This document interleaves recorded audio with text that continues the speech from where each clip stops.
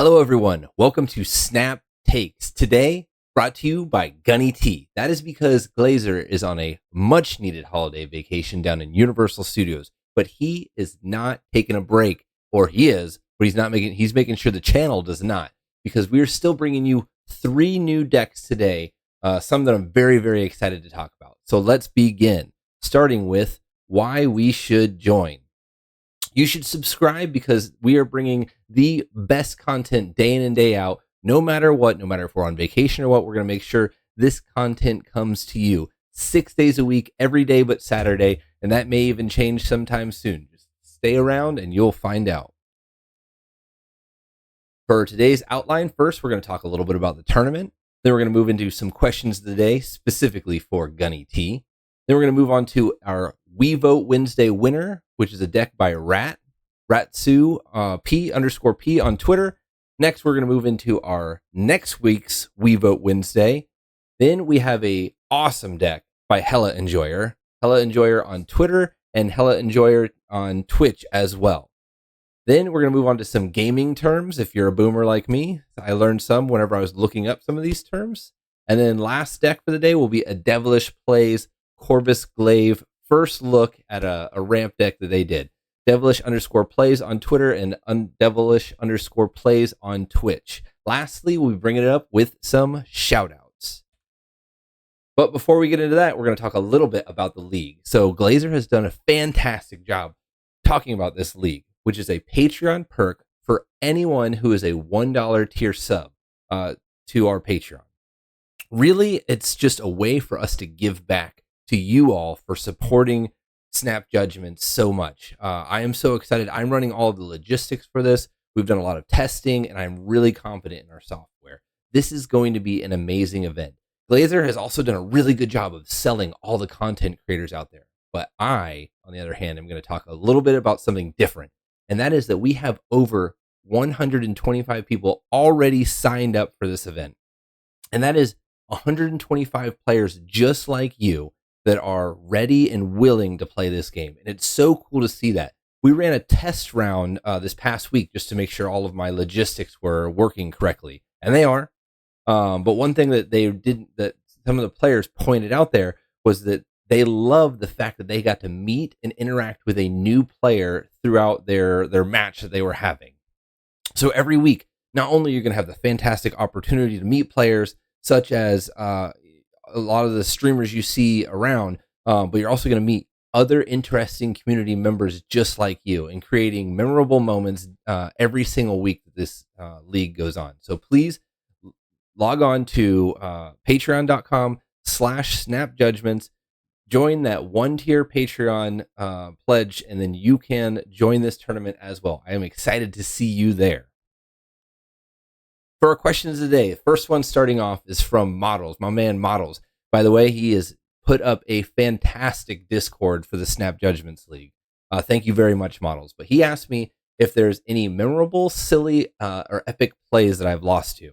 And one that really sticks out in my mind is I remember I was playing Sarah Control with all the tech in it, and I was playing against a Destroy deck. I had thrown priority properly, and I had them. They had a huge Venom out. They had a big Deadpool in hand. I knew they had a null, but I already had one lane that was one, and then I had a Shadow King and a Shang-Chi for the other 2 lanes.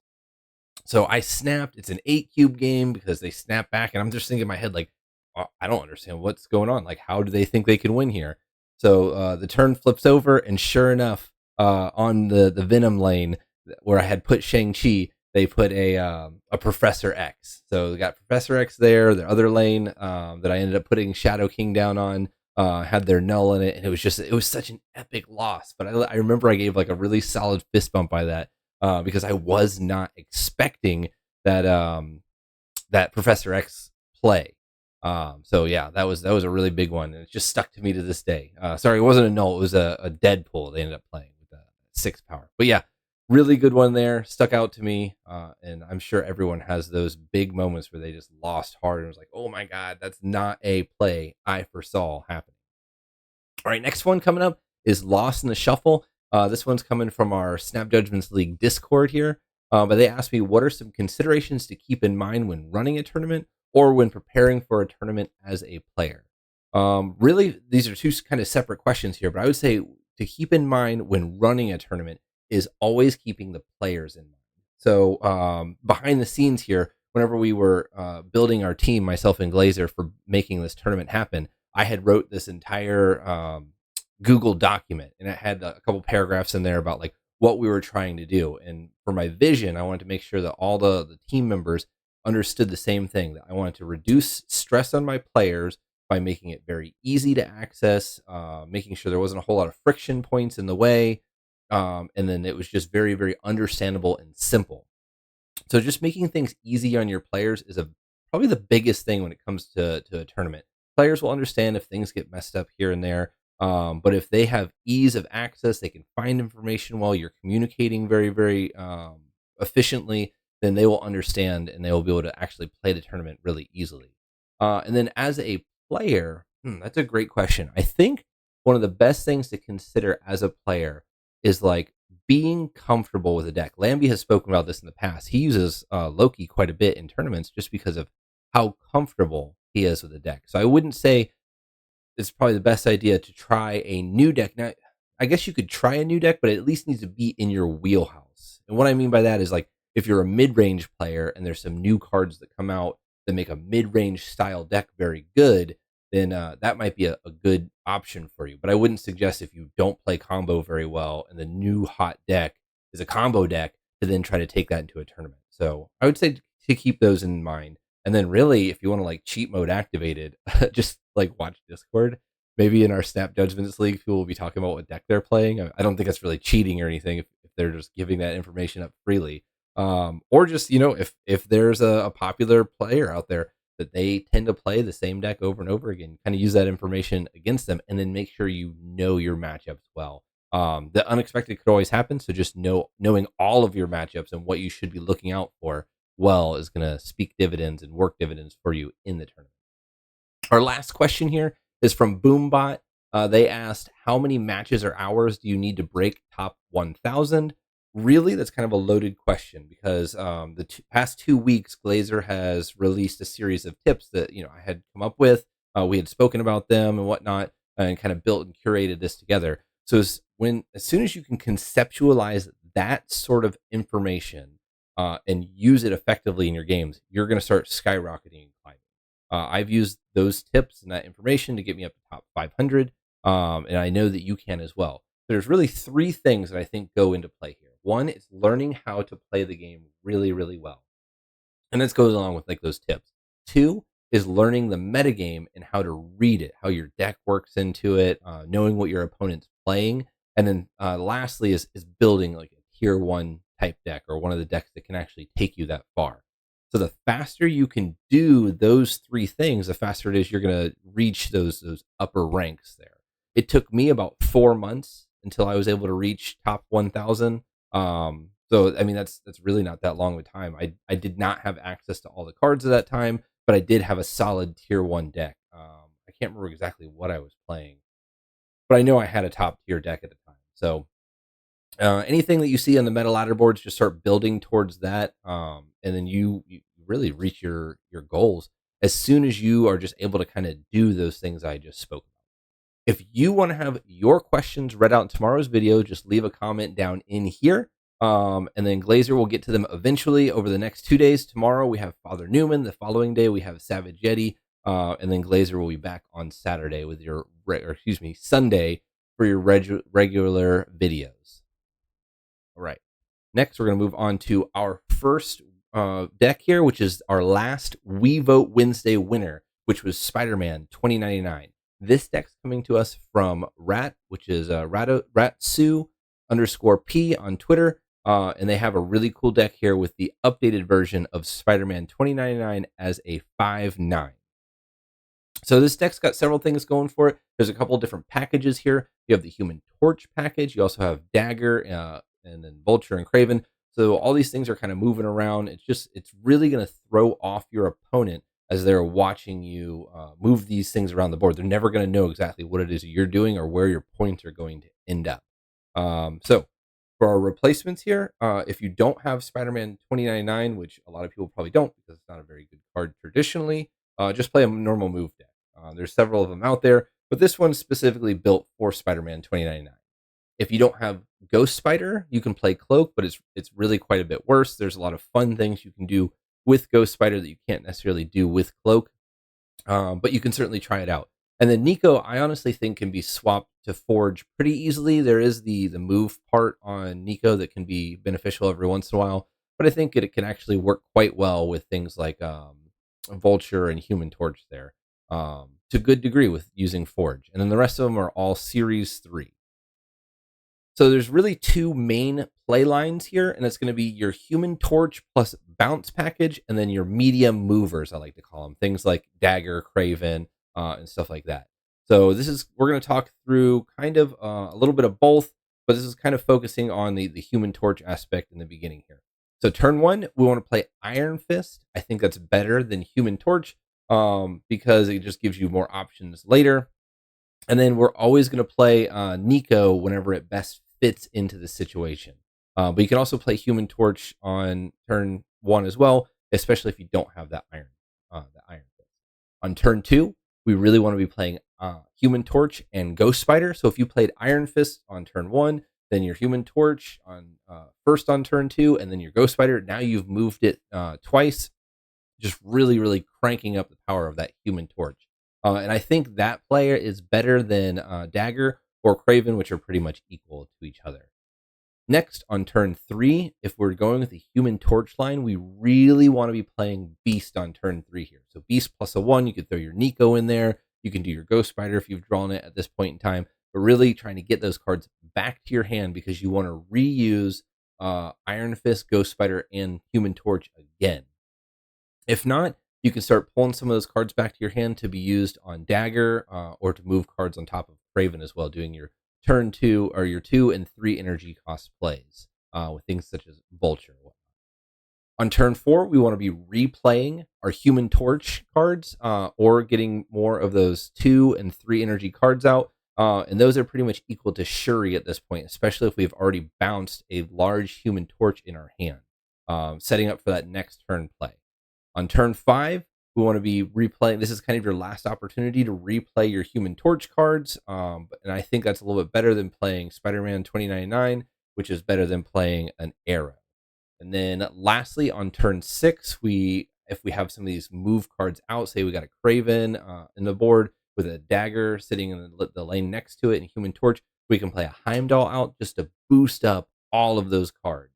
And then if we've played a Human Torch on the turn previously, we can set up for that if we've played a Spider-Man 2099 on that turn previously, we can set up for that Heimdall to move it and then blow up one of our opponent's cards there. Also, it's key to remember that we can still play Spider-Man 2099 plus an Iron Fist or Ghost Spider to reactivate that ability. There's a load of play lines with this deck, and it's really going to be draw dependent about which order you get them in. When you want to play your Beast, if you're playing as a suspected Killmonger, what you want to kind of be doing in those situations. This deck really does pump out a ton of stats in a really a location that your opponent can't know too much about. It is a little bit hard to win that far right lane if you're using Heimdall. So keep that in mind. If you do have the ability to sneak back over there, a lot of your opponents will know that as well, and they might not put as much power into that far right lane.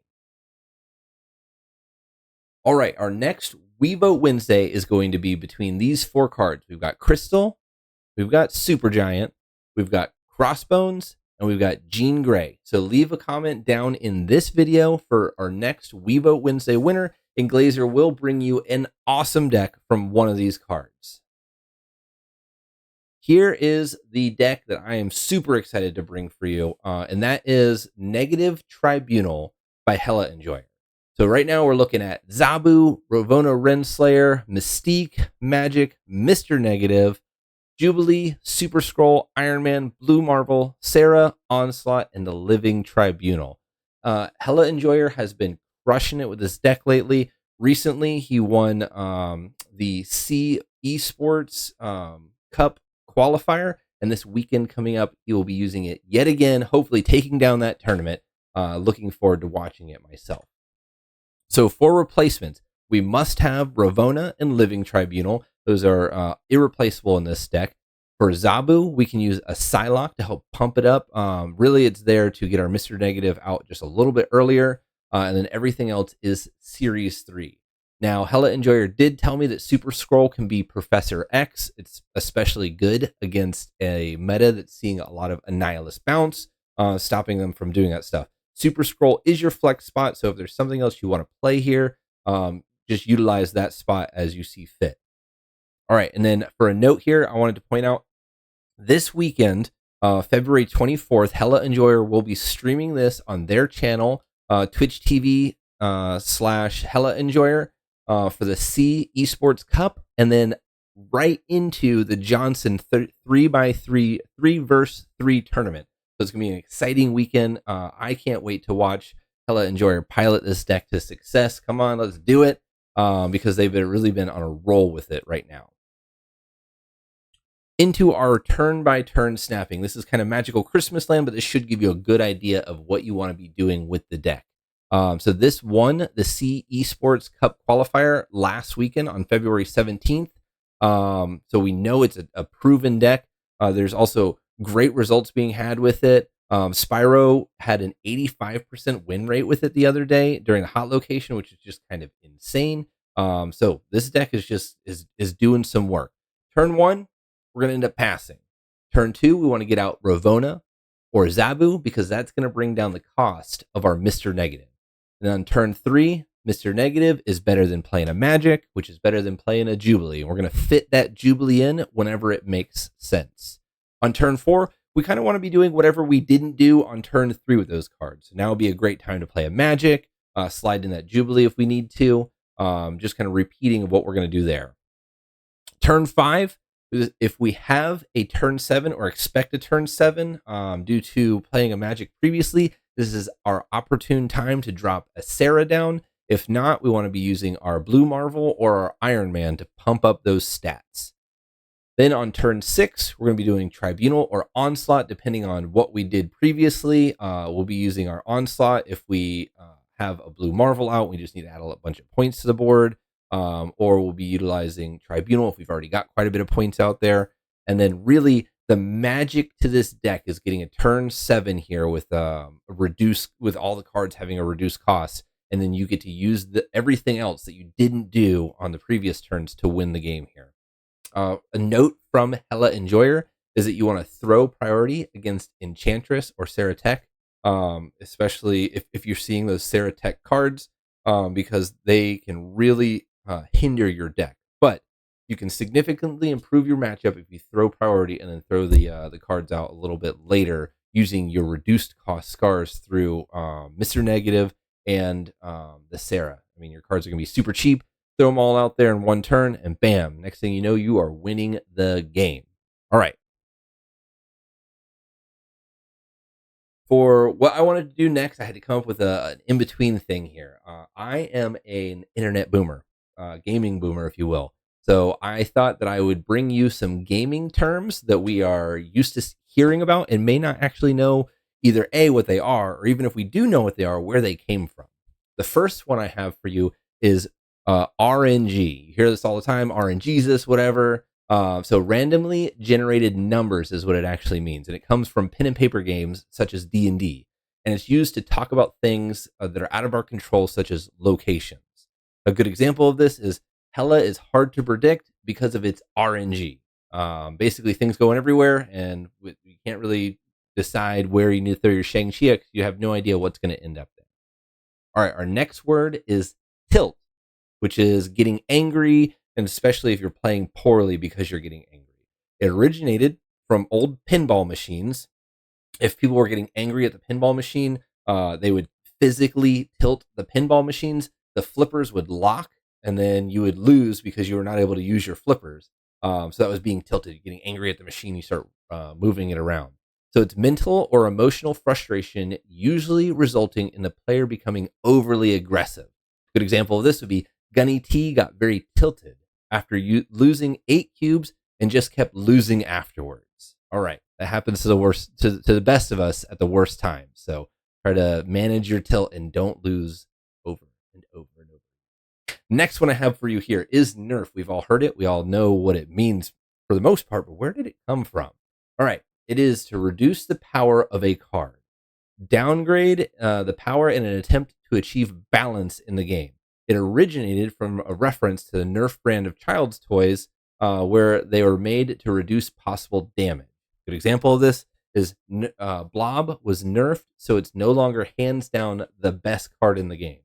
We always hate when our favorite toys were nerfed or our favorite cards are nerfed, but this is where it came from, and it is an attempt to make a better game state all over. All right, last one here is actually one that I learned about. I've heard it, and I've kind of guessed at what it is, but it's copium. So copium comes from like a coping mechanism, and opium, it's when someone who's making excuses for a loss or who's in denial about a situation suggested that they're using copium to numb the disappointment or rationalize the situation. For instance, Corvus Glaive is just bad. Get off that copium. All right, I hope you enjoyed these gaming terms. We'll see if we might bring some more to you in the future as we continue learning more and more about this game. All right, last deck I have from you is a very cool one coming to us straight from day one of Corvus Glaive, and that is Rampus Glaive by Devilish. So this is a ramp deck that's looking to power out use your Corvus Glaive to discard some cards and then use a powered out Hela to then bring those cards back before closing out the game with some more big cards here. So coming straight from Devilish himself, he said that Corvus is the only reason why this deck exists. If you don't have Corvus, then you might just want to play a normal ramp deck. Other than that, Sandman is an odd inclusion here. It's very good in the deck, but if you want to play something a little bigger, you could try Vision or Ronin.